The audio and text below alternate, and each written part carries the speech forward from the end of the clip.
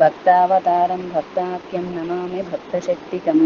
హే కృష్ణ కరుణా సింధు దీనబంధు జగత్పతే గోపేశ గోపికా కాంత రాధాకాంత నమోస్తుతే. తప్త కాంచన గౌరాంగి రాధే బృందావనేశ్వరి వృషభానుసుతే దేవి ప్రణమామి హరిప్రియే. వాంఛాకల్పతరుభ్యశ్చ కృపా సింధుభ్య ఏవ చ పతితానాం పావనేభ్యో వైష్ణవేభ్యో నమో నమః. నమః ఓం విష్ణుపాదాయ కృష్ణప్రేష్ఠాయ భూతలే శ్రీమతే కృష్ణ బలరామ స్వామినితి నామినే. శ్రీల ప్రభుపాద శిష్యేషు కేవలం వ్రజవాసినం వాడవ వంశావతంసం హంసం ధ్వాంతాంతకం నమః. జయ శ్రీకృష్ణ చైతన్య ప్రభు నిత్యానంద శ్రీ అద్వైత గదాధర శ్రీవాసాది గౌరభక్త బృంద. హరే కృష్ణ కృష్ణ కృష్ణ హరే హరే హరే రామ రామ రామ హరే హరే. హరే కృష్ణ కృష్ణ కృష్ణ హరే హరే హరే రామ రామ రామ హరే హరే. హరే కృష్ణ కృష్ణ కృష్ణ హరే హరే హరే రామ రామ రామ హరే హరే. ఓం నమో భగవతే వాసుదేవాయ. ఓం నమో భగవతే వాసుదేవాయ. ఓం నమో భగవతే వాసుదేవాయ. అథ శ్రీమద్భగవద్గీత నవమో అధ్యాయః రాజవిద్యా రాజగుహ్యా యోగః. శ్రీగురుచరణకమలేభ్యో నమః.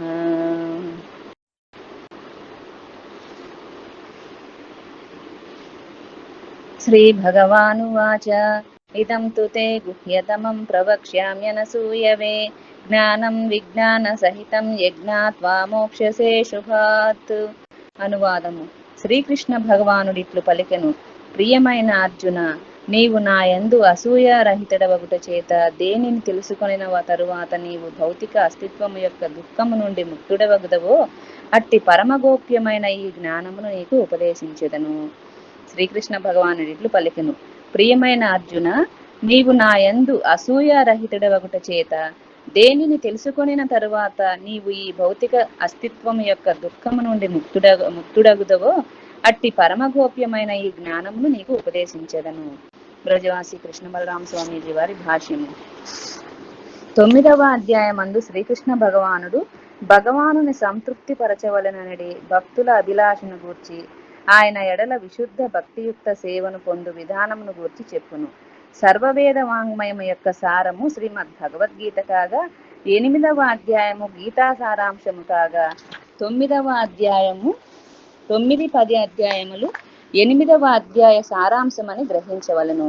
ఇంకను 9వ అధ్యాయ సారాంశమంతయు మొదటి 3 శ్లోకములందు చెప్పబడినది. భగవద్గీత యందలి 2-3 అధ్యాయములందు కృష్ణ భగవానుడు రహస్యమైన మోక్ష జ్ఞానమును గూర్చి చెప్పెను. 7వ 8వ అధ్యాయములందు కృష్ణ భగవానుడు ఇంకనూ గోప్యమైన భక్తి ఎట్లు పొందవలనో తెలియజేయు జ్ఞానమును చెప్పెను. ఈ అధ్యాయమందు తాను సర్వరహస్యముల యందు పరమగోప్యమైనది అగు విషయమును గూర్చి అనగా భగవానుని యందు నిష్కలంక భక్తి మరియు విశుద్ధ భగవత్ ప్రేమను గూర్చి చెప్పెదనని కృష్ణ భగవానుడు చెప్పుచున్నారు. భగవాన్ శ్రీకృష్ణుని అర్థము తెలుసుకొనుటకు భక్తి యోగమే అత్యున్నత విధానము. 7-8 అధ్యాయములందు 2 విధములైన భక్తిని, క్రమబద్ధమైన భక్తి మరియు నిష్కలంక అహైతుకి భక్తిని గూర్చి ప్రస్తావించెను. ఈ రెండింటి యందు నిష్కలంక భక్తి శక్తివంతమైనది. భక్తి ప్రారంభకులకు హృదయ నిర్మలీకరణ గాని శాస్త్రజ్ఞానము గాని అవసరము లేదు. భక్తి యోగమును శ్రద్ధతో అవలంబించిన వారు క్రమముగా పరిశుద్ధుడే కృష్ణ భగవానుని యొక్క భక్తియుక్త సేవ నేర్చిన వాడగును. కావున భక్తి యోగము ఆధ్యాత్మిక విధానములన్నింటిలోనూ ఉత్కృష్టమైనదిగా పరిగణింపబడును.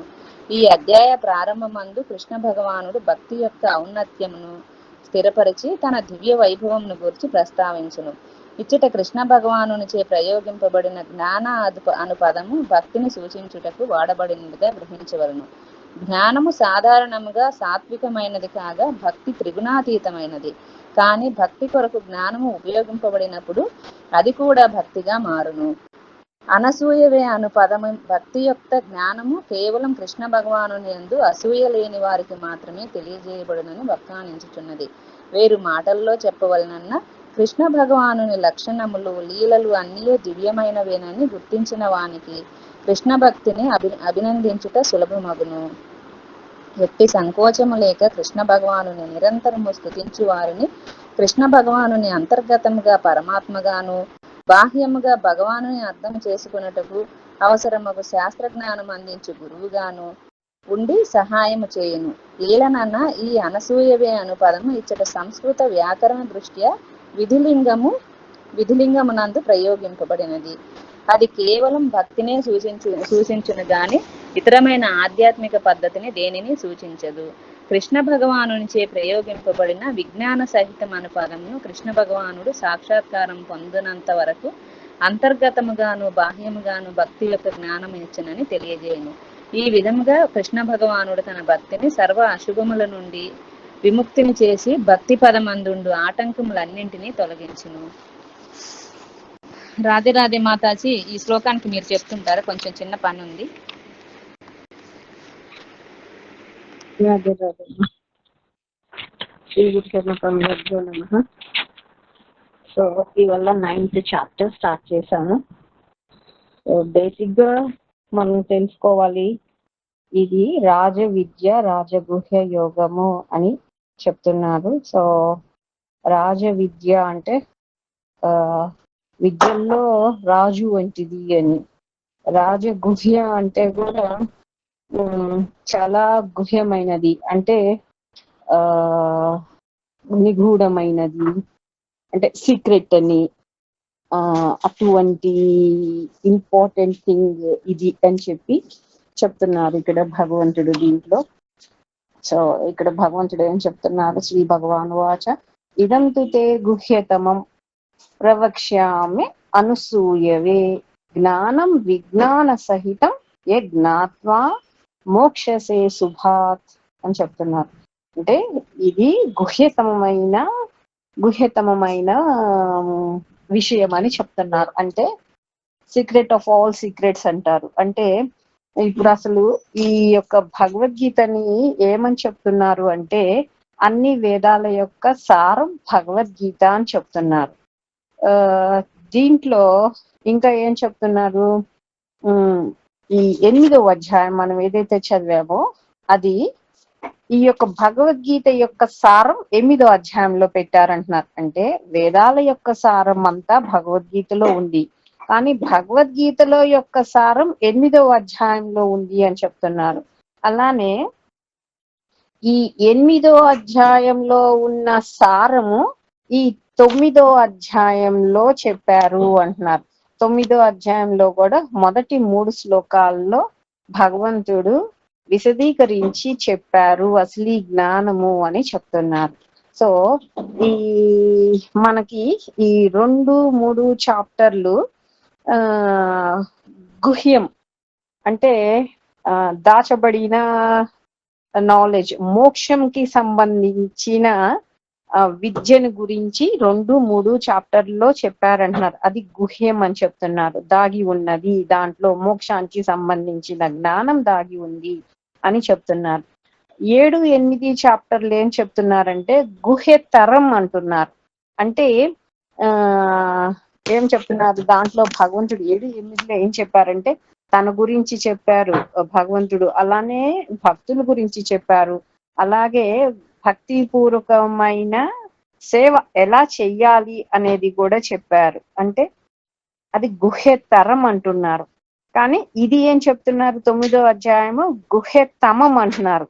గుహ్యం, గుహ్యతరం, గుహ్యతమం అంటే అది ఏమో గుహ్యం అనేది కొంచెము దాచిన విద్య, గుహ్యతరం అనేది నెక్స్ట్ డిగ్రీ. 9వ అధ్యాయం ఏంటి అంటున్నారంటే అన్నిటికంటే కూడా ఇంకా ఎక్కువ ఉంది దీంట్లో అని చెప్తున్నారు. ఇంకా అంటే రాజ విద్య అన్నది దీనికి అంశం అన్నమాట. ఇందుకు దీంట్లోనే ప్లస్ ఈ 3 ఫస్ట్ 3 శ్లోకాస్ లోనే భగవంతుడు విశదీకరించి చెప్తున్నారు అసలు ఈ విద్య ఏంటి అనేది అంటున్నారు. అందుకే భగవంతుడు ఇక్కడ చెప్తున్నారు ఇది గుహ్యతమము అంటే సీక్రెట్ ఆఫ్ ఆల్ సీక్రెట్స్ అన్నమాట. ప్రవక్ష్యామి అంటే నేను చెప్తాను అంటున్నారు. అనసూయవే అంటున్నారు. అంటే నాన్ ఎన్వియస్ అంటున్నారు.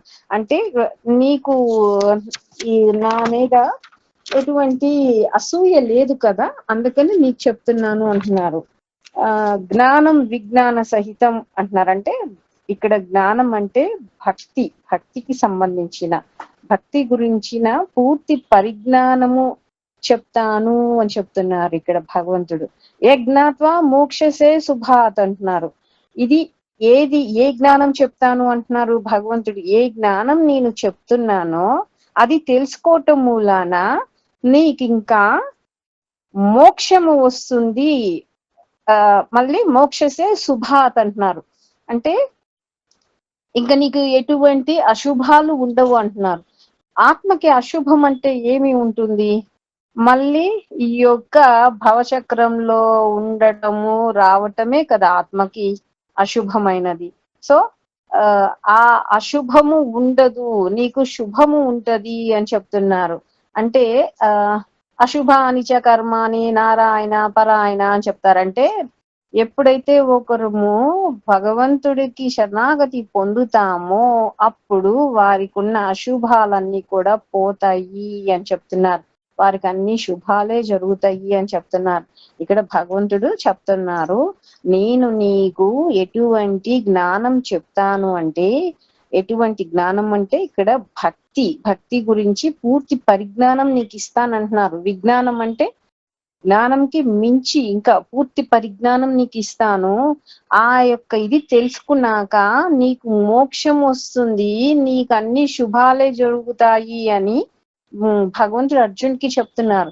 ఇక్కడ అనసూయని భగవంతుడు అర్జున్ని ఎందుకు అన్నారు అంటే, అర్జునుడు ఒక భక్తుడు, భగవంతుడికి శరణాగతి పొందిన అతడికి తెలుసు భగవంతుడి యొక్క శక్తి ఏంటి అని.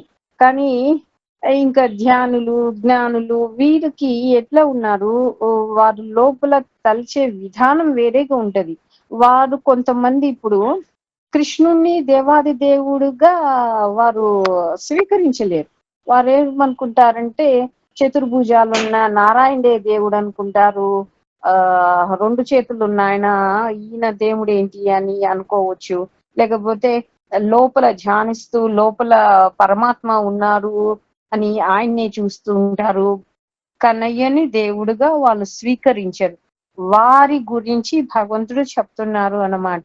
ఈ యొక్క జ్ఞానం ఎవరికి అర్థమయ్యిద్ది అని అంటున్నారు అంటే, ఎవరైతే భగవంతుడిని అంటే కృష్ణుడినే దేవాది దేవుడుగా అనుకుంటున్నారో, ఎవరైతే ఆయన యొక్క శరణాగతి పొందుతున్నారో, ఎవరే భగవంతుడు అన్నిటికీ మూలాధారుడు అని విశ్వసిస్తున్నారో వారికి మాత్రమే ఈ యొక్క అసలు జ్ఞానము విజ్ఞానము అర్థమవుతుంది. వారే అసూయ అంటే వారికి అనసూయవే చెప్తున్నారంటే వారికి అసూయ ఉండదు. అటువంటి వారికే ఈ యొక్క జ్ఞానం అర్థమవుతుంది అని చెప్పేసి భగవంతుడు చెప్తున్నారు అంటున్నారు. ఇక్కడ అనువాదం కూడా అదే ఉంది. ఓ అర్జున, నువ్వు నా యందు అసూయ రహితుడు అవుట చేత అంటే భగవంతుడిని శరణాగతి పొంది ఉన్నారు కాబట్టి అర్జున్ని అసూయ రహితుడు అని అంటున్నారు. దేనిని తెలుసుకున్న తర్వాత నీవు భౌతిక అస్తిత్వం యొక్క దుఃఖం నుండి ముక్తుడవు. మరి దేనిని తెలుసుకున్నాక? భక్తి గురించే కదా. తెలుసుకున్నాక ఈ యొక్క ఆత్మకి పూర్తి మోక్షం వస్తుంది. ఈ యొక్క జన్మన చక్రంలో ఈ భవబంధనాల్లో భవచక్రంలో మళ్ళీ రాకుండా ఉంటది. అట్టి పరమ గోప్యమైన జ్ఞానం నీకు ఉపదేశిస్తాను, ఇది పరమ గోప్యమైనది అని చెప్తున్నారు. చాలా గుహ్యమైనది, పరమ గోప్యమైనది అని చెప్తున్నారు అన్నమాట. ఇటువంటి జ్ఞానాన్ని నీకు చెప్తాను అని చెప్తున్నారు. స్వామీజీ గారు ఈ యొక్క భాష్యంలో కూడా అదే రాశారు. సర్వవేద వాంగ్మయం యొక్క సారం భగవద్గీత కాగా 8వ అధ్యాయము గీతా సారాంశం అని చెప్తున్నారు. 9, 10 అధ్యాయంలో 8వ అధ్యాయ సారాంశం అని గ్రహించాలి అంటున్నారు.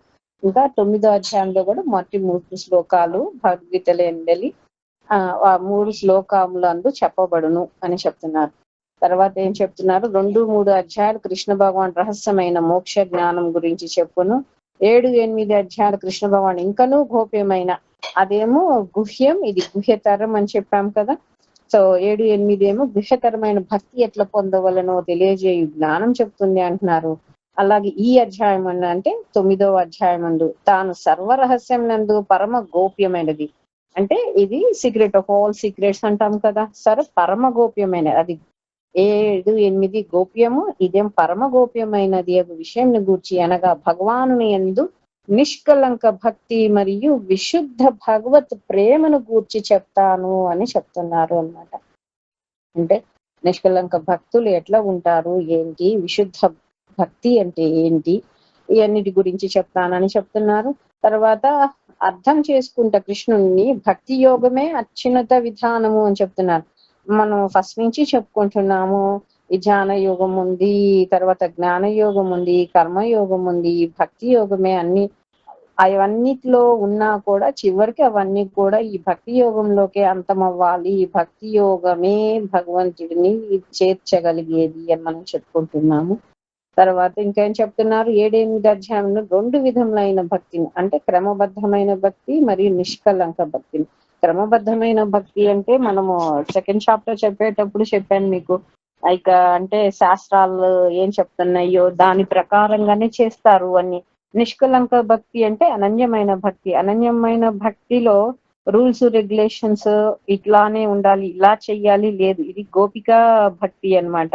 అంటే వారేమి శాస్త్రాలు వ్యతిరేకంగా చెయ్యరు, కానీ ఇలానే నివేదన చేయాలి, ఇలానే మంత్రం చెప్పాలి, ఇలానే చెయ్యాలి, ఇది అంత లేదు. ఇది విశుద్ధ భక్తులకి లేకపోతే ఈ నిష్కలంక భక్తులకి ఈ యొక్క శాస్త్రాల పరంగానే చెయ్యాలి. వారు తప్పరు, కానీ వారికి అంత ఇంపార్టెంట్ కాదు. స్పాంటేనియస్ భక్తి అన్నమాట. వారికి అప్పటికప్పుడు వారికి భగవంతుడికి ఏమనిపించిందో అది అర్పణ చేయటము, అంటే వారి హృదయం అంత శుద్ధిగా ఉంటుంది కాబట్టి వారు చేసేది ఎప్పుడు కూడా వ్యతిరేకమైనది కాదు అంటున్నారు, కానీ చేస్తారు, వారు భగవంతుడిని సంతృష్టి పెడత కోసం చేస్తూ ఉంటారు అని చెప్తున్నారు.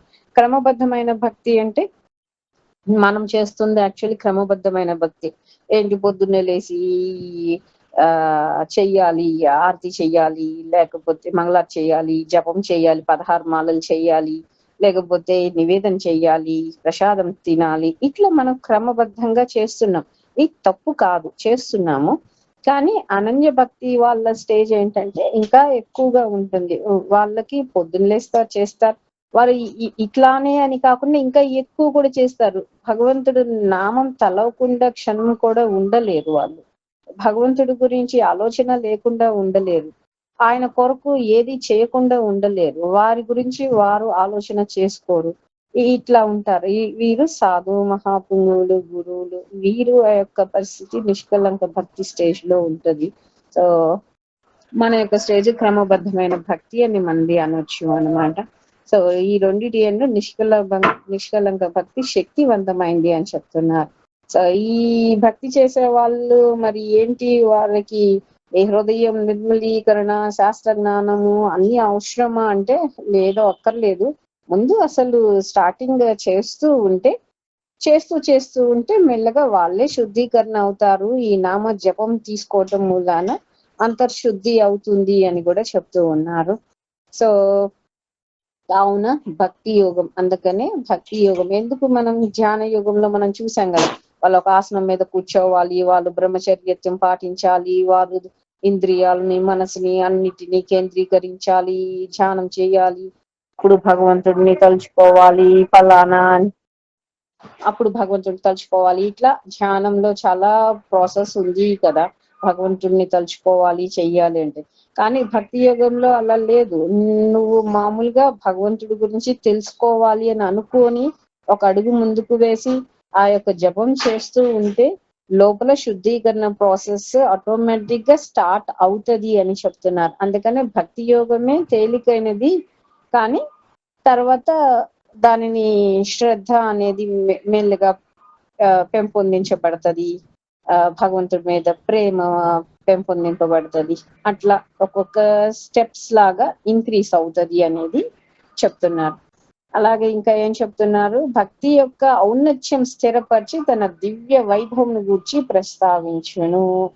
అంటే భగవంతుడు భక్తికి ఎంత విలువ ఇచ్చారు అనేది దీంట్లో చెప్తున్నారు. ఈ 9వ అధ్యాయంలో ఈ 3 శ్లోకాల్లోనే ఎందుకు అజ్ఞాన విజ్ఞాన సహితం చెప్తున్నారు కదా. అంటే భక్తి, ఆ జ్ఞానం అంటేనే నెక్స్ట్ చెప్తున్నారు కదా, జ్ఞానం అంటేనే కేవలం భక్తియే. భక్తిని, ఈ జ్ఞానాన పదము భక్తిని సూచించుటకు వాడబడిందిగా గ్రహించాలి. అంటే అసలు ఈ జ్ఞానం ఏంటి అంటే ఈ యొక్క భక్తి చేయటం భగవంతుడికి, ఈ జన్మన్న చక్రంలో మళ్ళీ పడకుండా ఉండటమే అసలు జ్ఞానము, అసలు భక్తి అని చెప్తున్నారు.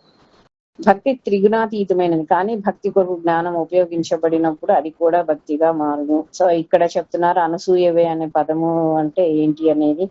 అంటే ఏం చెప్తున్నారు, కృష్ణ భగవానుని లక్షణములు లీలలు అన్ని దివ్యమైనవేనని గుర్తించిన. ఇప్పుడు మనకి చాలా మంది మనం వింటాము, ఏంటి కృష్ణుడు ఇంతమంది భార్యలు ఉన్నారు ఆయనకి, ఇంతమందితో రాస చేశాడంట, గోపికల బట్టలు ఎత్తుకెళ్ళాడంట, ఆయనేం దేవుడు ఫలానా అని చెప్పి చాలా మంది అంటారు.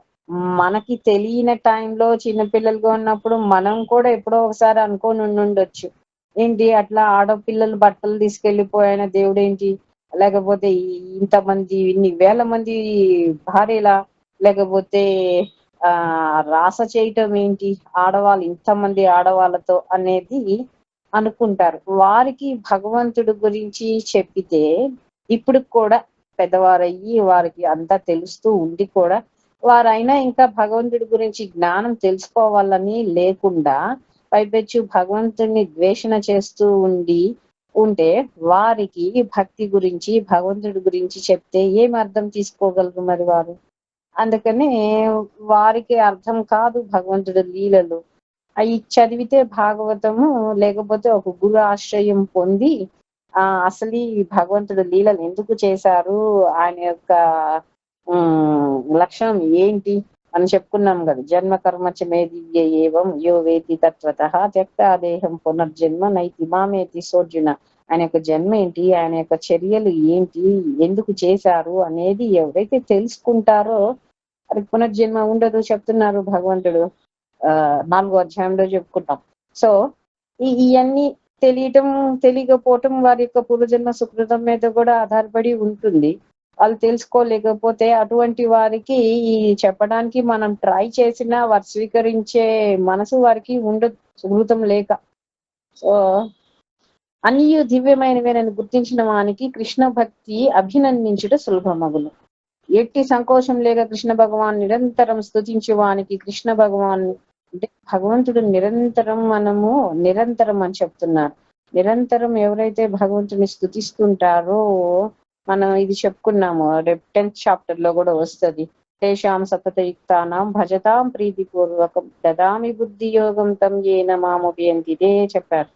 తేషాం సతతయుక్తానాం, సతతము ఎవరైతే ఆయన పూజ చేస్తారో, భజతాం ప్రీతిపూర్వకంగా చెయ్యాలి. అది చేస్తూ ఉంటే దదామి బుద్ధి యోగం, నేను ఇస్తాను వారికి బుద్ధి. ఎటువంటి బుద్ధి, నా గురించి తెలుసుకునే బుద్ధి నేనే ఇస్తాను వారికి అని చెప్తున్నాను. సో అంటే లోపల నుంచి బుద్ధిని భగవంతుడే ఇస్తారు నిరంతరం ఆయన యొక్క ధ్యానం చేస్తూ ఆయన కోసము పరితపిస్తూ ఉన్నప్పుడు.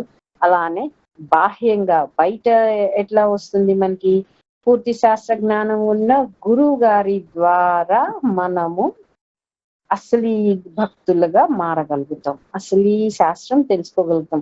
నేను దీనికి ఒక కుండ గురించి కూడా ఇంతకు ముందు ఒకసారి నేను చెప్పాను అనుకుంటా. ఒక కుండ చేసేటప్పుడు లోపల ఇట్లా వంకర టెంకరగా వస్తే లోపల ఒక చెక్క పెట్టి బయట ఒక ఇది పెట్టి కొడుతూ ఉంటారు, అప్పుడు ఆ కుండ కరెక్ట్ గా ఫామ్ అవుతుంది. లేకపోతే వంకర టెంకరగా లోపలికి పోయి పలానాగా ఉంటది పిచ్చిగా. సో అట్లా లోపల నుంచి భగవంతుడు జ్ఞానం ఇస్తుంటారు, బయట నుంచి గురు రూపంలో శాస్త్ర జ్ఞానం ఇస్తూ ఉంటారు. ఈ రెండు ఉండాలి అని చెప్తున్నారు. ఆ కుండ సరిగ్గా తయారవ్వాలి అని అంటే ఎట్లయితే లోపల ఒక చేత్తో చెక్క పెట్టి బయట నుంచి ఒక దాన్ని పెట్టి సుత్తి పెట్టి కొడుతూ ఉంటే అది కరెక్ట్ గా మౌల్డ్ అవుతుంది. అలానే మనము కూడా లోపల నుంచి అంటే భక్తి చేస్తూ ఉంటున్నప్పుడు లోపల నుంచి మనకి జ్ఞానం భగవంతుడు ఇస్తూ ఉంటారు, బయట నుంచి గురువు నుంచి మనకి జ్ఞానం తెలుస్తూ ఉంటది. ఈ రెండు ఉండాలి మనం సరిగ్గా ఫామ్ అవటానికి. కుండ ఎలా అయితే మనకి కూడా గురువు కూడా కావాలి. కేవలము మనమే సొంతంగా చేసుకుంటాము అని అంటే అది కుదరదు అంటున్నారు. ఉట్టి లోపల చేయి పెట్టి పెడితే బయట కొట్టకపోతకుండా ఎట్లా ఫామ్ అవుతుంది, షేప్ అవుట్ అవుతుంది. అలా కుదరదు అనేది చెప్తూ ఉన్నారు. సో ఇక్కడ కూడా దాని గురించే చెప్తున్నారు. శాస్త్ర జ్ఞానం అందించి గురువు గాను ఉండి సహాయం చేస్తారు అని చెప్తున్నారు. సో ఈ ఏంటిది అనసూయవే అని పదం ఏం చెప్తున్నారంటే విధిలింగం అంటే ఏ విధంగా చెయ్యాలి, ఈ ఏమిటి పద్ధతి అనేది నేర్పుతుంది అని కూడా చెప్తున్నారు. భక్తినే సూచించును గాని ఇతరమైన ఆధ్యాత్మ అంటే ఇక్కడ జ్ఞానం విజ్ఞానం అంటే జ్ఞానులు లేకపోతే ధ్యానులు సంబంధించి దాని గురించి కాదు, దీంట్లో భక్తి గురించే ఆధ్యాత్మికత్వం గురించే చెప్తున్నారు అనేది కూడా స్థిరపరుస్తున్నారు అన్నమాట. కృష్ణ భగవాను చే ప్రయోగించబడిన విజ్ఞాన సహితం అను పదము కృష్ణ భగవానుడు సాక్షాత్కారం పొందునంత వరకు అంతర్గతముగాను బాహ్యముగాను భక్తి యొక్క జ్ఞానము నిచ్చునని తెలియజేయును. అంటే మనం భక్తి అసలీగా భగవంతుడి గురించి తెలుసుకునేంత వరకు భగవంతుడు వారు లోపల నుంచి బయట నుంచి ఆ విజ్ఞాన సహితం అంటున్నారు కదా. అంటే విజ్ఞాన సహితం అంటే భక్తి యొక్క పరిపూర్ణ జ్ఞానం ఇస్తాను. పరిపూర్ణ జ్ఞానం అంటే ఏంటి?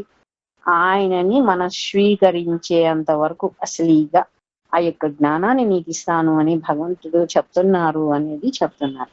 ఈ విధంగా కృష్ణ భగవాన్ తన భక్తుని సర్వ శుభముల నుండి ముక్తిని చేసి భక్తి పదముల నుండి ఆటంకములన్నిటినీ తొలగించును. సో ఎప్పుడైతే మనం ఈ యొక్క జ్ఞానం తెలుసుకున్నామో అన్ని అశుభాలు వాటి అంతటికి అవే దూరం అయిపోతాయి అని చెప్తున్నారు. అలాగే మోక్షం పొందుతారు. ఏ జ్ఞానం అయితే మోక్షానికి దారి తీస్తుందో అటువంటి జ్ఞానం చెప్తాను. దాని మూలాన అశుభాలన్నీ కూడా తొలగిపోతాయి అనేది భగవంతుడు చెప్తున్నారు. సరే, రెండో శ్లోకం. రాజ విద్యా రాజగుహ్యం పవిత్రమిదముత్తమం ప్రత్యక్షావగమం ధర్మ్యం సుసుఖం కర్తుమవ్యయం. అనువాదము. ఈ జ్ఞానము సంపూర్ణ జ్ఞానముల యొక్క రాజు మరియు సర్వ రహస్యములందు అత్యంత గోప్యమైనది. ఇదియే జ్ఞానమందంతటను అత్యధిక పవిత్రమైనది మరియు సాక్షాత్కారము ద్వారా ఆత్మను గ్రహించినట్లు చేయుటచే ఇది ధర్మపాలన యొక్క పరిపక్వత స్థితి.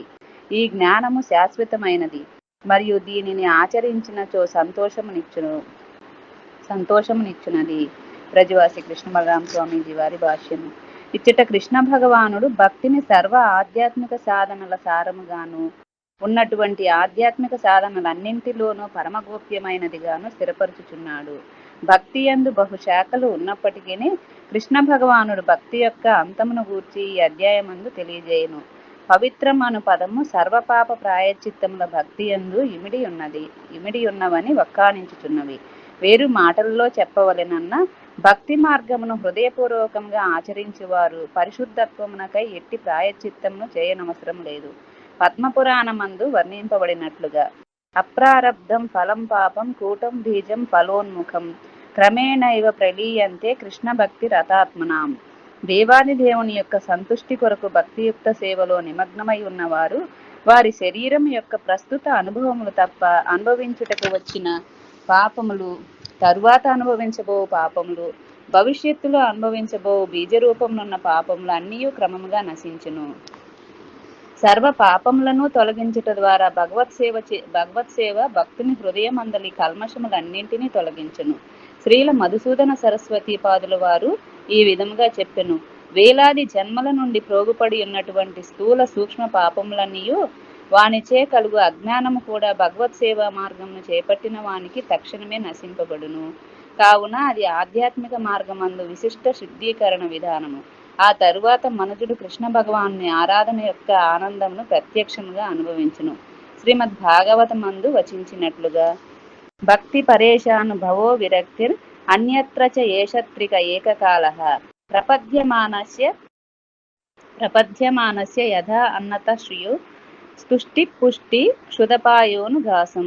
సుష్టిగా భుజించుట చేత ఆకలిపోయి సంతోషము బలము కలిగినట్లుగానే భక్తియుక్త సేవ తక్షణమే దివ్య ప్రేమ సాక్షాత్కారం కలిగించి ప్రాపంచిక నిస్సంగత్వమును పెంపొందించును. కావున భగవత్ సేవ అనున్నది ఆధ్యాత్మిక స్థితి యందు అత్యంత శక్తివంతమైన విధానము. భక్తి చేత కృష్ణ భగవాను శరణు పొందిన ఆత్మకు ఒక భక్తునికి ఉండుటకు అవసరమైన సౌకర్యములన్నీ సమకూరును. ధర్మ్యం అను పదము యొక్క ప్రాముఖ్యత ఏమనగా, భక్తుడైన వాడు భగవత్ సేవ తప్ప ఇతర ధార్మిక నియమములు ఏవియును ఆచరించకపోయినప్పటికీ అతడు పూర్తిగా లాభం పొందును. శ్రీమద్ భాగవతం నందు నారదముని వచించినట్లుగా, యథాతరోర్మూల నిషేచనేన తృష్యంతి తత్స్కంద భుజోపశాఖాః ప్రాణోపహారచ్చ యదేంద్రియాణాం తథైవ సర్వార్హణం అచ్యుతేజ్య. చెట్టు వేరుపై పోసిన నీరు, కాండము, శాఖోపశాఖలు అన్ని భాగములను శక్తివంతం చేసినట్లుగానే కడుపున పడిన ఆహారం ఇంద్రియములకు, శరీరాంగములకు జీవమునిచ్చినట్లే దేవాది దేవుని భక్తిచే ఆరాధించినచో అది సహజముగానే ఆయన యందు భాగములైన ఇతర దేవతలందరినీ తృప్తిపరచును. భక్తి యొక్క ఇంకొక విశిష్ట గుణమేమనగా, అది ఇతర ఆధ్యాత్మిక సాధనల వలె మరొక దానిపై ఆధారపడినది కానీ తాత్కాలికమైనది కానీ కాదు. భక్తి త్రిగుణాతీతమైనది. సుసుఖం కర్తుం అను పదములు భక్తిని పొందుట వలన సమస్యలన్నీ తొలగి ఆనందం కలుగునని వక్కానించుచున్నవి. భక్తి పసివారు కూడా అర్థం చేసుకుని ఆచరించుటకు వీలైనది. ఒక షరతు ఏమనగా, అది అర్హుడగు ఆధ్యాత్మిక గురువు నుండి వినయముతో అభ్యసించవలేను. అర్హుడగు ఆధ్యాత్మిక గురుముఖమున అభ్యసించబడినచో భక్తి యొక్క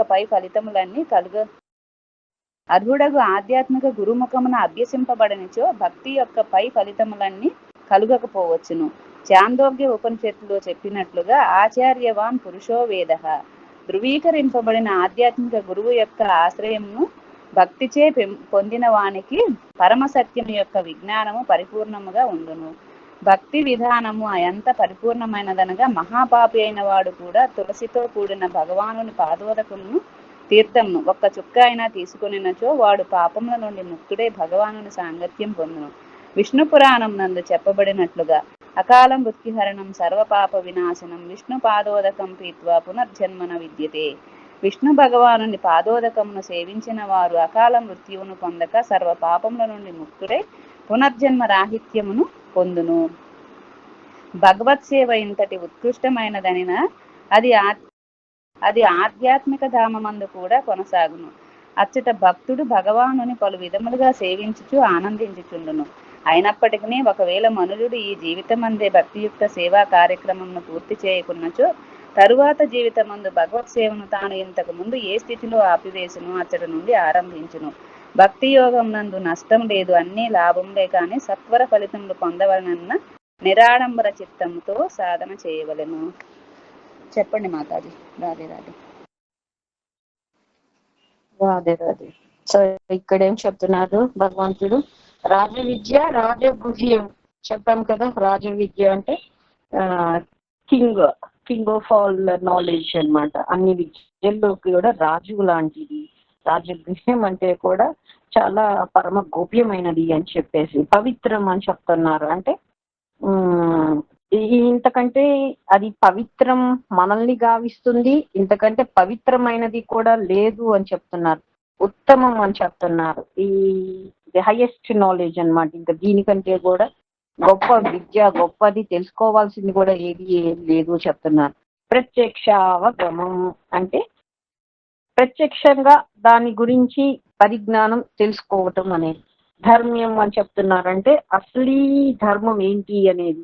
సుసుఖం అంటే, సుఖం అంటే మామూలు సుఖం. సుసుఖం అంటే ఇంకా పూర్తి సంతోషము, ఎక్కువ సంతోషము అనేది అన్నమాట. కర్తవ్యం అవ్యయం చెప్తున్నారు. అంటే అవ్యయం అంటే మార్పు లేనిది, శాశ్వతమైనది అనేది అర్థం వస్తుంది.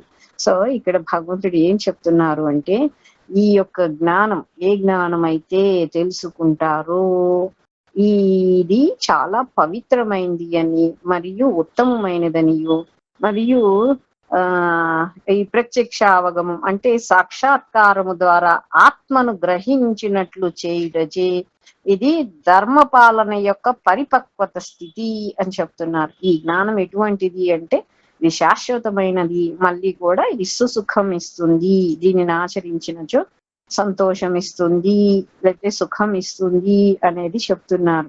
ఏ జ్ఞానం దేని గురించి? జ్ఞానం అంటే ఏం చెప్పుకున్నాం అంతకు ముందు? జ్ఞాన విజ్ఞాన సహితం అంటే భక్తికి సంబంధించిన జ్ఞానం. అసలు జ్ఞానం ఏంటి? ఈ యొక్క ఆత్మ ఎందుకు వచ్చింది, ఆత్మ మళ్ళీ భగవంతుడి దగ్గరికి వెళ్ళాలి అని అంటే ఏమి చెయ్యాలి, ఇవన్నీ కూడా మనం నేర్చుకున్నాం. 8th చాప్టర్ లో నేర్చుకున్నాం, 7th చాప్టర్ లో చెప్పుకున్నాము. అంతకు ముందు కూడా ధ్యాన యోగంలో కూడా చివరికి కూడా భక్తి యోగంలో అంతమయ్యింది. సో ఏంటి అసలు జ్ఞానము అని అంటే భక్తి చేయటం భగవంతుడికి ఇది. సో ఈ యొక్క జ్ఞానం గురించి భగవంతుడు మళ్ళీ చెప్తున్నారన్నమాట. ఇది అన్నిటికంటే శ్రేష్టమైనది, ఉత్తమమైనది, దీనికి మించి ఇంకా వేరే ఏమీ లేదు. ధర్మం చెప్పా కదా, ధర్మం అంటే ఏంటి, కర్తవ్యం అంటే ఏంటి మనం చాలాసార్లు చెప్పుకున్నాం. సో ధర్మం అంటే ఈ యొక్క ఆత్మని భగవంతుడి దగ్గరికి ఎట్లా చేర్చాలి అనేదే ధర్మం, అసలు ధర్మం. సో ఇంకా స్వామీజీ గారి భాష్యం చెప్తున్నారు ఇక్కడ. ఏం చెప్తున్నారు? భక్తిని సర్వ ఆధ్యాత్మిక సాధనల సారము. అంటే ఈ ఆధ్యాత్మిక విధానాలు మనం చెప్పుకున్నాం, ధ్యాన యోగము, జ్ఞాన యోగము, కర్మయోగము, ఫలానా చివరి భక్తి యోగం. సో భక్తినే అన్నిటికంటే కూడా సారము, ఇంపార్టెంట్ థింగ్ అనేది చెప్పుకుంటున్నారు. ఉన్న అన్నిటువంటి ఆధ్యాత్మిక సాధనలోని కూడా పరమ గోప్యమైనది గాను స్థిరపరచున్నారు. భక్తి యందు బహుశాఖలు ఉన్నప్పటికీ కృష్ణ భగవానుడు భక్తి యొక్క అంతమును గూర్చి ఈ అధ్యాయం అందు తెలియజేయను. అంటే పలు శాఖలు ఉన్నాయి ఇక్కడ భక్తి యందు అని అంటే రకాలు చెప్తున్నారు. ఇప్పుడు అనన్య భక్తి అనేది మొన్న ఒకసారి మనం చెప్పుకున్నాం. శాంత రసము, సాక్ష్య రసము, దాస్య రసము, తర్వాత మాధుర్య రసము, తర్వాత గోపికా ప్రేమ. సో ఈ రసాలు చాలా ఉన్నాయి భక్తిలో కూడా. సో ఏది వీటన్నిటిలో అంటే టాప్ మోస్ట్ అనన్య భక్తి చెప్తున్నారు. అంటే ఈ గోపికా ప్రేమ చాలా ఉన్నతమైనది అని చెప్తున్నారు. సో ఆ స్టేజ్ కి మనము వెళ్ళాలి అంటే గోపికలు ఏ విధంగా భగవంతుడిని ప్రేమించారు అంటే వారు ఈ అహైతుకి భక్తి చేశారు. అంటే ఎటువంటి కోరిక లేదు వారికి ఏ కోరిక లేకుండా భగవంతుడిని ప్రసన్నం చేయటం, ఆయన ప్రసన్నంగా ఉండటం చూడటం వీళ్ళకి అది వారి యొక్క ప్రేమ.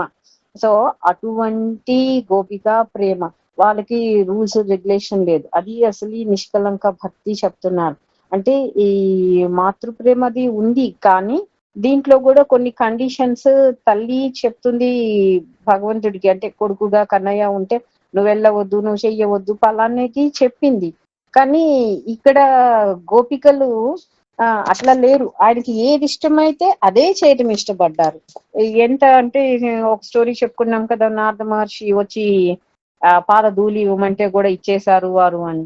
సో అంటే వారు ఏమైపోతారో అన్న కూడా వారికి చింత లేదు. వారు అంత భగవంతుడి సంతృష్టి కోసం, ఆయన సుఖం కోసమే చేశారు అని చెప్తున్నారు. సో ఎన్నో శాఖలు ఉన్నా కూడా ఈ భక్తి, ఇటు శ్రేష్టమైన భక్తి కూడా ఇంపార్టెంట్ చెప్తున్నారు. కన్నయ్య యొక్క భక్తియే శ్రేష్టమైంది అని కూడా చెప్తున్నారు.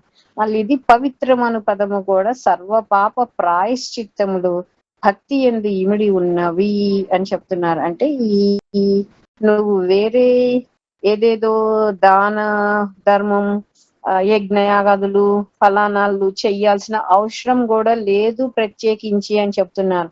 భక్తి చేస్తూ ఉంటే భగవంతుడి గురించి మన యొక్క పాపాలు ఎలా తొలగిపోతాయో చెప్తున్నారు అన్నమాట. అంటే ఇదే చాలా పవిత్రం, నేను పవిత్రం గావించిద్ది అని చెప్తున్నారు. ఎందుకు పవిత్రం గావించిద్ది అని అంటున్నారు? మన అందరం కూడా చాలా పవిత్రంగా ఉన్నాము, లోపల హృదయంలో అంత మలినాలతో కూడుకొని ఉన్నాము. కాబట్టి దీనికోసం యజ్ఞాగాదులు చేయాలా, దాన ధర్మాలు చేయాలా, ఫలానా చేయాలా అని అంటే అక్కర్లేదు. నువ్వు భక్తిని అంటే నిర్మలమైన మనసుతో భగవంతుడికి చెప్తాను కదా, పత్రం పుష్పం ఫలంతో ఏమని. సో భగవంతుడికి ఏది ఇచ్చినా, నువ్వు ఏది చేసినా కూడా నువ్వు అంటే ఏది ఇచ్చినా ఏది చేసినా అంటే నీ దగ్గర 1 కోటి రూపాయలు ఉంచుకొని భగవంతుడికి 1 రూపాయి ఇవ్వటం ఇది కాదు. నీవు ఎంత చెయ్యగలవు, నువ్వు 4 రకాల వంటలు చేయగలిగి ఉండి కూడా ఏదో పెట్టాలి కదా అని ఏదో పెడితే ఇది కాదు. ఎంత నువ్వు చేయగలవో, నీ పూర్తి శ్రద్ధతో ఎంత పెడతావో, ఎంత చేస్తావో, ఎంత ఇస్తావో, ఇది భగవంతుడికి ఇంపార్టెంట్ అని చెప్తున్నారు. సో అవి చేసినప్పుడు ఎట్లా నువ్వు పరిశుద్ధం అవుతున్నావో అలా ఈ యొక్క జపం చేస్తూ ఉన్నప్పుడు లోపల నుంచి మలినాలు అయ్యే పోతాయి అంటున్నారు. ఈ మలినాలు ఎందుకు పోవాలి అని అంటే మనం చెప్పుకున్నాం కదా, ఏశాంత్వంతగతం పాపం జనానాం పుణ్యకర్మణాం te ద్వంద్వ మోహ నిర్ముక్తే భజంతే మాం దృఢవ్రతాః. ఎవరి యొక్క పాపాలు వారి యొక్క పుణ్యాల మూలన తొలగిపోతాయో వారు దృఢంగా భగవంతుడి భజన చేయగలుగుతారు. మనకి అడ్డుపడుతూ ఉంటాయి మన యొక్క ఈ పాపాలు, ఇవన్నీ కూడా మనం చేసుకొచ్చిన పూర్వజన్మలో చేసుకొచ్చిన ఇవన్నీ కర్మలు మనకి అడ్డుపడుతూ ఉంటాయి. సో అవన్నీ ఎట్లా తొలగిపోవాలి అని అంటే భక్తి చేస్తే చాలు. దాంట్లో నువ్వు అట్లా ఇట్లా యజ్ఞారాధులు ఇవి కూడా అవసరం లేదు చెప్తున్నారు. హృదయపూర్వకంగా ఆచరించే వారు పరిశుద్ధతకై ఎట్టి ప్రాయశ్చిత్తంను చేయనవసరం లేదు చెప్తున్నారు. దానికి పద్మపురాణంలో ఇది మంచి శ్లోకం చెప్తున్నారు, ఇది ఇంపార్టెంట్. అప్రారబ్ధం ఫలం పాపం కూటం బీజం ఫలోన్ముఖం క్రమేణైవ ప్రలీయంతే కృష్ణ భక్తి రతాత్మన చెప్తున్నారు. భగవంతుని సంతుష్టి కొరకు ఈ భక్తిలో సేవలో నిమగ్నమైన వారు వారి అంటే భగవంతుడి సంతుష్టం కోసం నువ్వు ఏదైనా చేస్తూ ఉంటే, ఇప్పుడు మన శరీరానికి ఎన్న బాధలు అనుభవిస్తున్నాము ఫలానావి అవి ఉండొచ్చు, అవి ఉంటాయి. కానీ ఇంతకు ముందు జన్మల్లో చేసుకున్న అంటే ప్రారంధ కర్మలు సంచిత కర్మలు ఉన్నాయి కదా మనకి. సంచిత కర్మలు అంటే ఎన్నో జన్మల నుంచి పోగేసుకొని సంచిలో వేసినట్టు ఉన్నాయి అన్నమాట. ఈ ప్రారంధ కర్మలు అని అంటే కొన్ని పక్వానికి వచ్చిన పండులు లాగా ఆ ఎన్నెన్నో జన్మల నుంచి చేసుకున్న పాపాల్లో ఈ జన్మలో మనం అనుభవించాల్సిన పాపాలు ప్రారంధ పాపాలు అన్నమాట, అంటే కర్మలు.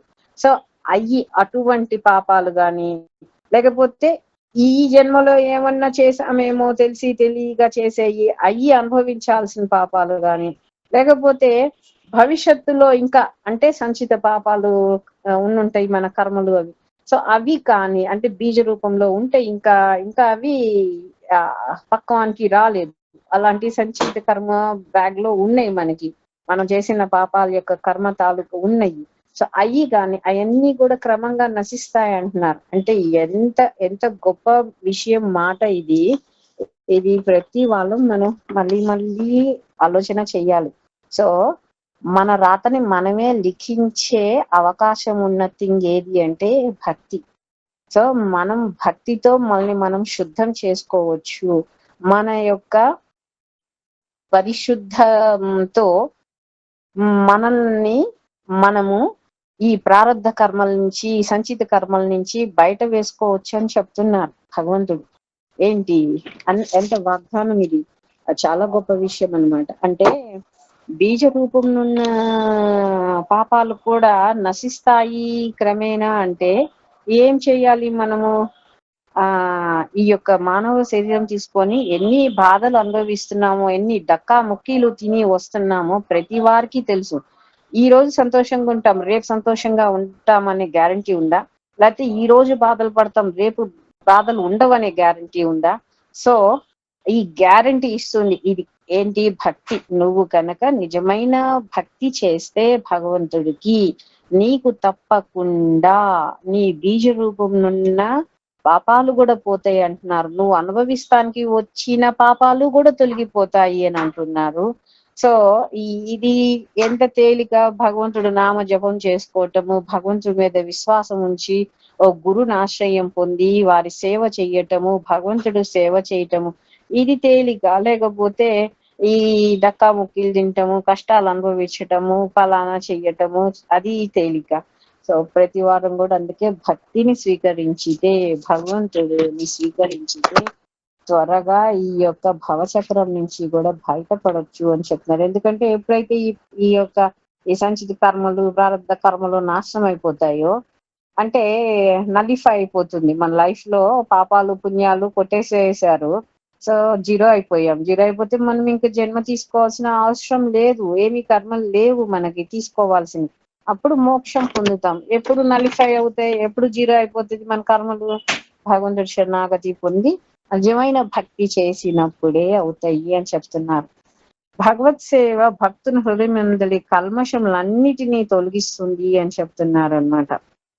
సో మధుసూదన్ సరస్వతి గారు అంటే మన పూర్వాచార్యులు అనమాట. వారు ఏం చెప్తున్నారంటే, వేలాది జన్మల నుండి ప్రోగుబడి ఉన్నటువంటి స్థూల సూక్ష్మ పాపములన్నీ వానిచే కలుగు అజ్ఞానం కూడా భగవత్ సేవా మార్గంను చేపట్టిన వానికి తక్షణమే నశింపబడుతుంది అని చెప్తున్నారు. ఏ విధంగా నశింపబడుతుంది అనేది దానికి ఒక ఎగ్జాంపుల్ ఇచ్చారు ఇక్కడ. ఏం చెప్తున్నారంటే, ఎప్పుడైతే మనకి ఆకలేసినప్పుడు సృష్టిగా తిన్నామనుకో ఏమవుతుంది, ఆకలి పోతుంది, వెంటనే హాయిగా అమ్మయ్య తిన్నామని సంతోషం వస్తుంది. అలాగే అప్పుడు దాకా నీరసంగా ఉన్న వాళ్ళకి ఏమవుతుంది, కాస్త శక్తి వచ్చినట్లు అనిపిస్తుంది. అట్లానే ఈ భక్తియుక్త సేవ చేస్తే అంట వెంటనే దివ్య ప్రేమ అంటే భగవంతుడు మీద నిజమైన మనకి ప్రేమ వస్తుంది అని చెప్తున్నారు. అలాగే ఈ యొక్క ప్రాపంచిక నిస్సంగత్వం ఇది చాలా కష్టం. ప్రాపంచిక నిస్సంగత్వం పొందటం అనేది చాలా కష్టం. ఎందుకు అంటే అందరము మోహంలోనే ఉంటూ ఉంటాం కదా ప్రతి వారము. నా వారు, ఇది నాది, ఫలానా అన్ని. ఆ యొక్క నిస్సంగత్వం వాటి మీద మనకి వ్యామోహం లేకుండా ఉండటము అనేది చాలా పెద్ద విషయం. మనం ఎందుకు ఈ చిక్కుంటున్నాము ఈ భవసాగరంలో అంటే డెఫినెట్ గా ఈ యొక్క ఆ యొక్క సాంగత్యం మూలానే, అంటే ఆ వస్తువు సాంగత్యము, వస్తువుల మీద మమకారము, మన వారి మీద మనకి మమకారము. ఎందుకు ఆ సాంగత్యము వారితో పొంది ఉంటాము. సో వారితో మాట్లాడుతూ ఉంటే బాగుంది, నీతో టైం గడిపితే అసలు నీతో మాట్లాడుతూ ఉంటే టైమే తెలియలేదు ఇవాళ అని అంటాం. అంటే అంత మునిగిపోయి ఉంటున్నాం అన్నమాట వారితో. సో ఆ యొక్క మాటలు వారితో సంతోషంగా షికార్లు కొడటం, తిరగటం, చెయ్యటం ఈ అంతా కూడా భగవంతుడి నుంచి మనల్ని దూరం చేస్తూ ఉన్నాయి.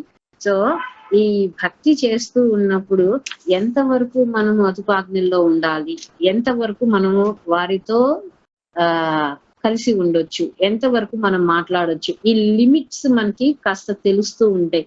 అరే అంటే ఫర్ ఎగ్జాంపుల్ నేనే ఉన్నా, నాకు అక్కలు ఉన్నారు, దేశాల్లో విదేశాల్లో ఉన్నారు, వస్తారు. అమ్మగారి ఇల్లు కూడా మాకు గుంటూరు. సో మా అక్కలు వస్తారు విదేశాల నుంచి. సో ప్రతిరోజు వాళ్ళు అక్కడ ఉంటారు కదా వచ్చినప్పుడు. సో నేను వెళ్తాను, కలుస్తాను.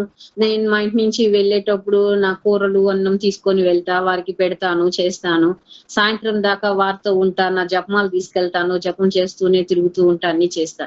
రాత్రి అయితే చెప్తారు, ఉండవే ఇవాళ ఉండి ఇక్కడ ఉండొచ్చు కదా అని అడుగుతారు. కానీ I never ever stayed there. నేను ఉండను. ఎందుకంటే నేను అక్కడ ఉంటే నాకు పొద్దున్నే మంగళారతికి నాకు అడ్డము. నేను చెప్తాను, ఇంత టైం ఇచ్చాను మీకు, చాలు, నా టైం నాకు కావాలి, నా మంగళారతి చేసుకోవాలి, నేను మంగళారతి చేసుకొని చక్కగా భగవంతుడికి భోగ్ పెట్టాలి. సో నేను నివేదన చేసుకొని ఆ ప్రసాదం కూడా మీకు తీసుకొస్తాను అని చెప్పి ఐ నెవర్ ఎవర్ స్టే అనమాట. నేను ఉండని వాళ్ళు నన్ను చాలా సార్లు బతిలాడతారు. ఎన్నో సంవత్సరాల నుంచి వాళ్ళు వస్తున్నారు, వాళ్ళతో వెళ్తా. ఎందుకు అంటే బికాస్ బంధం ఉండి వస్తున్నారు, ఉండేది ఒక 10 రోజులు 15 రోజులే ఉంటారు. సో టైం గడపాలి, తప్పదు, వారికి ఇవ్వాలి. ఈ సంవత్సరాలు దూరం ఉంటారు, ఎప్పుడో ఎన్నో సంవత్సరాలకు ఒకసారి వస్తూ ఉంటారు. సో ఉంటా, కానీ నేను నైట్ ఉండను మా అమ్మగారి ఇంట్లో. చాలా సార్లు అడుగుతారు అమ్మ వాళ్ళు, ఉండరా ఉండు అని. But I never stay. నేను ఇంటికి వచ్చేస్తా, పొద్దున్నే మంగళారతి చేస్తా. అంటే భక్తి చేస్తూ ఉంటే మనం మన యొక్క లిమిట్ చేసుకుంటాం. నేను ఇంతవరకు వీరికి ఇవ్వటం ఎక్కువ, నేను నా యొక్క భక్తిని నేను చెడగొట్టుకోను అన్న భావన మనకి కలుగుతుంది. సో అందుకనే భక్తి చెయ్యాలి. చేసినప్పుడు అప్పుడు ఈ నిస్సంగత్వము వస్తుంది. లేకపోతే ఆ చక్కగా వాళ్ళు రాత్రులంతా కూడా కూర్చొని మాట్లాడుకుంటారు. మా అక్కలు, తమ్ముడు అందరూ కూర్చొని మాట్లాడుకుంటూ ఉంటారు నైట్ టైం అంతా. నెక్స్ట్ డే మార్నింగ్ వెళ్తే చాలా థింగ్స్ నాకు తెలియవు. ఐ విల్ మిస్ చాలా మాటలు.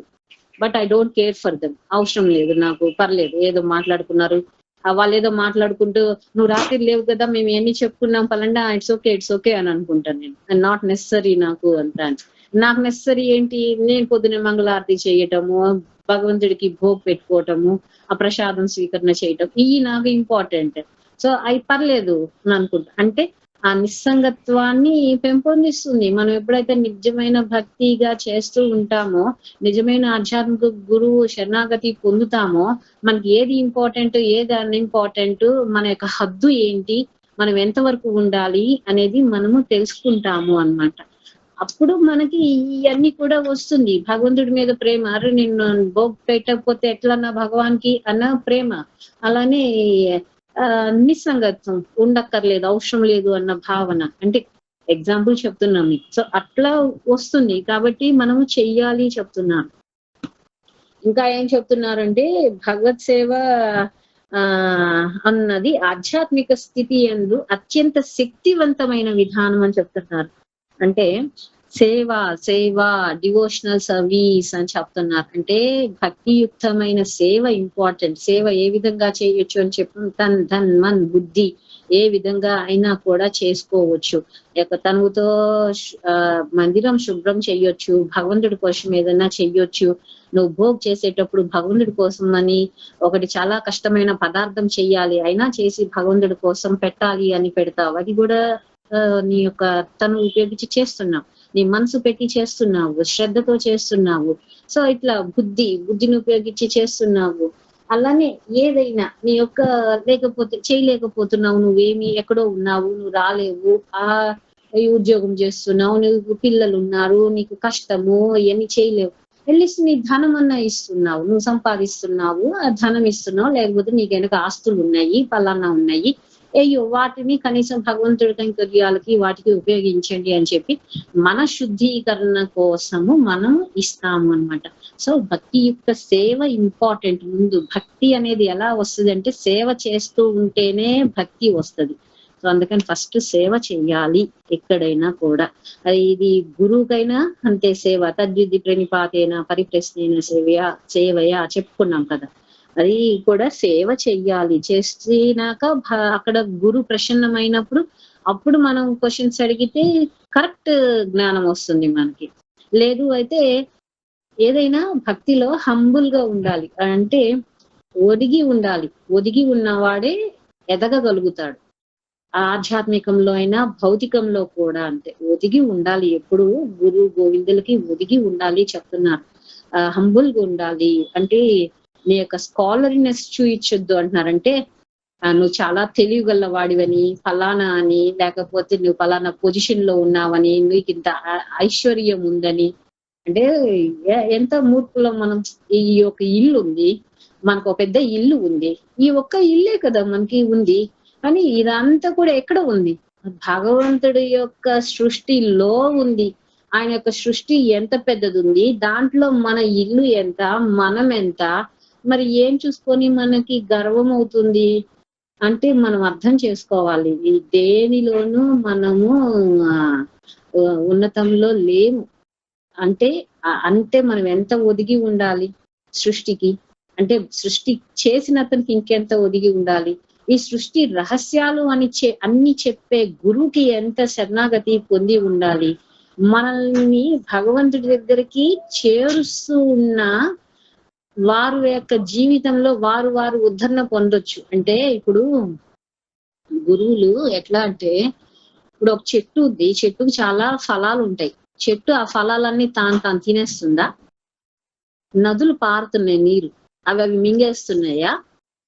గురువులు కూడా వారు ఉండొచ్చు, కానీ వారు కూడా ఇతరుల యొక్క క్షేమం కోసం, ఇతరుల యొక్క మోక్షం ఇప్పించటం కోసమే ఉన్నారు అని చెప్తున్నారు సాధువులు గురువులు. అంటే అంత కష్టం. ఆ చెట్టుకి ఆ ఫలాలు మోయటం కష్టం. ఎందుకు? ప్రతివాడు రాళ్ళతో కొడతాడు. ఆ నీళ్లు ప్రవాహం జరుగుతూ ఉంటే దానిని రకరకాలుగా మార్పు చెందిస్తున్నాం మనం. దానికి కూడా చాలా కష్టం అంటున్నారు. దాన్ని చాలా కలుషితం చేస్తున్నాము అంటున్నారు.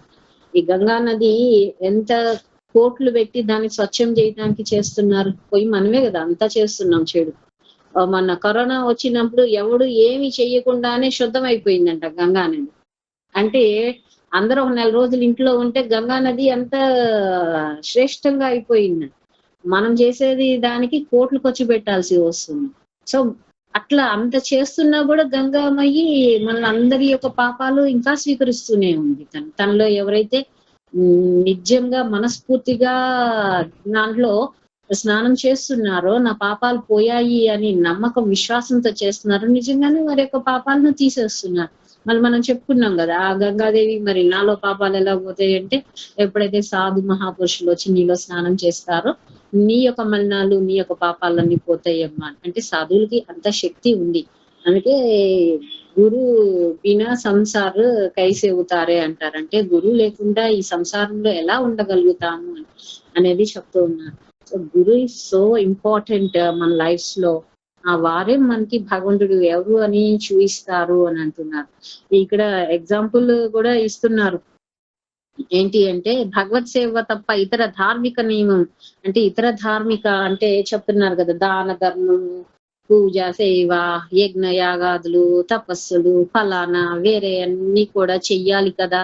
ఇది చెయ్యాలి, అది చేస్తే మంచిది, ఈ రథం చేస్తే మంచిది, ఫలానా చేస్తే మంచిది, మనకి ఐశ్వర్యం వస్తుంది ఫలానా అని నానా రకాలుగా ప్రతి వారు కూడా ఆలోచిస్తూ ఉన్నారు. కానీ ఇక్కడ అందుకనే ఎగ్జాంపుల్ ఇస్తున్నారు. ఏంటి అని అంటే, చెట్టు వేరుపై పోసిన నీరు అంటే చెట్టుకి కింద వాటర్ పోస్తే ఏం చేస్తుంది, అది మొత్తము చెట్టు మొత్తానికి కూడా నీరు ప్రవాహం జరుగుతూ ఉంటుంది. మనం కేవలం కొమ్మలకి పొద్దాము, రెమ్మలకి పొద్దాము, ఆకులకి పొద్దాము, వాటికి నీరు కావాలి కదా అని పోయట్లేదు కదా. కేవలం కింద పోస్తే అన్నిటికీ పోతుంది. ఆహారం తింటే చెయ్యి చాలా నిస్సత్తుగా ఉంది అనుకున్నాం, చెయ్యికి ఏమైనా విడిగా ఆహారం పెడుతున్నామా? లేదు కదా. లోపల భోజనం చేస్తే పొట్టలోకి వెళ్తే పొట్టలో నుంచి శక్తి వచ్చి చెయ్యికి వస్తుంది శక్తి, కాళ్ళకి వస్తుంది శక్తి, అలా అవుతుంది కదా. సో అలానే చెప్తున్నారు, ఇతర అన్ని ధార్మిక నియమాలన్నీ పాటించాల్సిన అవసరం లేదు. నువ్వు ఎట్లయితే చెట్టుకు నీరు పోస్తే అన్నిటికీ ఎలా పోతుందో, నువ్వు ఎప్పుడైతే భక్తి చేస్తావో, భగవంతుడిని ఆరాధిస్తూ ఉంటావో, అప్పుడు సహజంగానే అందరూ కూడా తృప్తి పొందుతారు అని చెప్తున్నారు. ఎందుకు చెప్తున్నారు? భగవంతుడు ఏం చెప్పారు అక్కడ? అడిగిన క్వశ్చన్ కి ఏం చెప్పారు? ఎక్కడుంటారు దేవతలు అంటే ఏం చెప్పారు? అర్జునుడు అడిగితే 2వ శ్లోకంలో చెప్పారు కదా, 8th చాప్టర్ లో. సో ఎక్కడుంటారు? నాలోనే ఉన్నారు, నా ఈ విశ్వరూపంలో ఆ దేవీ దేవతలందరూ కూడా నాలోనే ఉన్నారు అని చెప్పారు. సో ఎట్లయితే నువ్వు చెట్టుకు నీరు పోస్తే మొత్తం పోతుందో, భగవంతుడి యొక్క భక్తి చేస్తే అందరు దేవీ దేవతలందరూ కూడా వాళ్ళే తృప్తి పొందుతారు, మనకి ఏమి కావాలో అన్ని వాళ్ళే ఇస్తారు అని కూడా చెప్తూ ఉన్నారు. సో అందుకని ఇతర దేవీ దేవతల పూజా సేవ చేయాల్సిన అవసరం లేదు. మన మందిరాలలో ఇప్పటికీ కూడా వేరే దేవీ దేవతల ఫోటోలు పెట్టుకొని శివుడు పూజ చేయాలి, ఆరాధన చేయాలి, దుర్గా పూజ చేయాలి, సంతోషి మాత పూజ చేయాలి, సాయిబాబా పూజ చేయాలి, లేకపోతే ఇంకొక Saibaba is not a God at all అని చెప్తున్నారు, దేవుడే కాదు అని చెప్తున్నారు.